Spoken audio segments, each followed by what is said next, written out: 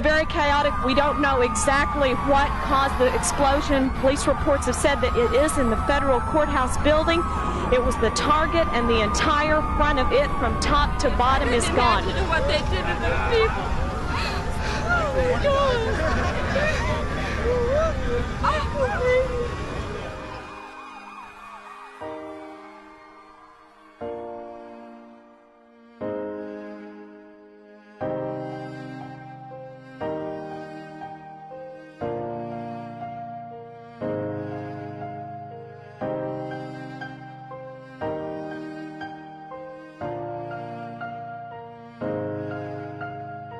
Though we share your grief, your pain is unimaginable, and we know that. As I stood there with the other military leaders of the Oklahoma National Guard, I mean, you really couldn't say anything.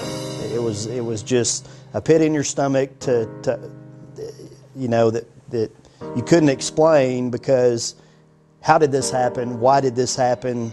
What really happened? Shortly after the blast, the switchboard transferred me a call. And I recall it's from an Oklahoma City firefighter. And talking to him over the phone, he was very excited. And I kept trying to get him to tell me what had happened. And all he kept relaying to me was that we need help. We need help. We need soldiers down here. To look up and see 9 stories of that building, and most of it's not there, was it was very surreal. We started putting plans into place just like we do now. It was trying to kind of assess the situation, determine how we may be needed, and in support of the first responders. By the end of the first day, we had approximately 115 guardsmen on duty. The primary mission for that duty was security around the perimeter of the bomb site. It was a great asset to everyone involved, because it then allowed the ability to cordon off the area. And of course the National Guard did an outstanding job in supplementing efforts to do that, and they were there for many, many days to make that happen. Our key mission initially was to work with Oklahoma City Police Department, set up a perimeter, keep people out, keep items in, and secure the area while they were still recovering bodies and looking for bodies and things like that.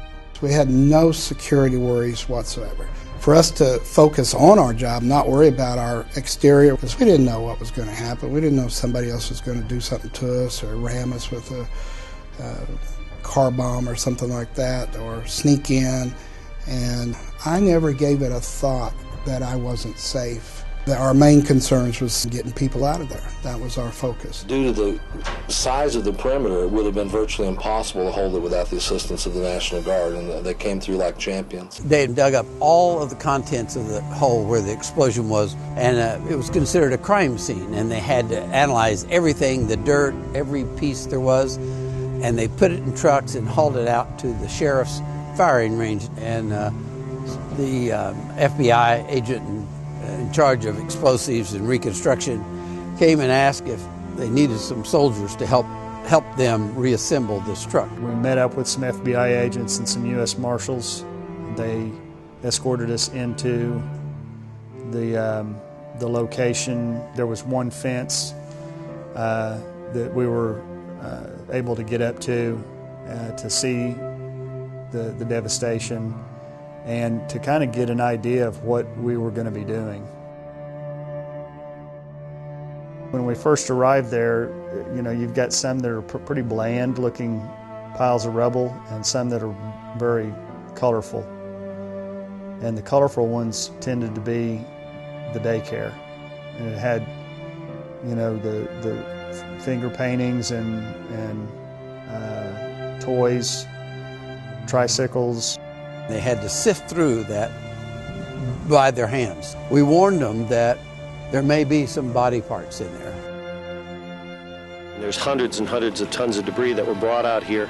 I think in the neighborhood of 130 dump truck loads of debris, something that we just could not have done without the support of the Oklahoma National Guard. It was a very, very, very tough mission to put young soldiers out there sifting with their hand looking for body parts, something enough that they could get some DNA or something off of. After the bombing, when it became apparent that we certainly needed some support, we requested that, and the medical battalion was activated, and we utilized these people primarily for the aid in transporting bodies from one location to another. So it was very important that we had personnel that we could depend on to do this. I just can't say enough about how much we depended on the Guard. We also coordinated an effort to notify some chaplains to get them on board to help with the family assistance and casualty assistance notification. There were at least a couple of military chaplains that rotated in and out of the morgue the whole time. Then we had another group of chaplains. The majority of them were stationed at the Family Assistance Center. And their job was just to be there 24/7.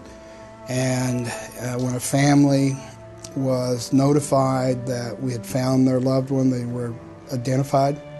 And we made the death notifications. I got placed near the OU Medical Center, near the coroner's office.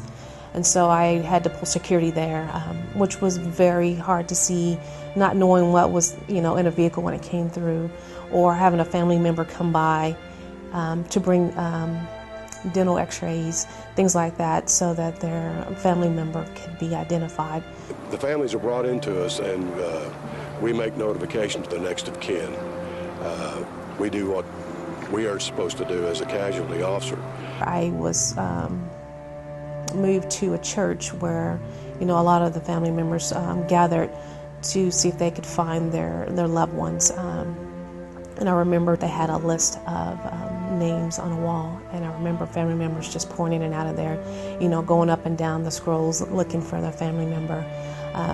And at that time, that kind of placed me as one of the soldiers who would be in the elevator as we took soldiers up so that they could be notified or told the status of their loved one, and then we had to bring them back down, which was really hard, knowing that when they got it back in that elevator, they probably didn't have good news, and to ride all the way down with them in total silence, not knowing how do you comfort a family member that's just been told something as tragic as this. We've done everything from family escort to helping them track down members of their family, making long-distance calls for them, giving them an opportunity to vent and to talk about the situation and their losses.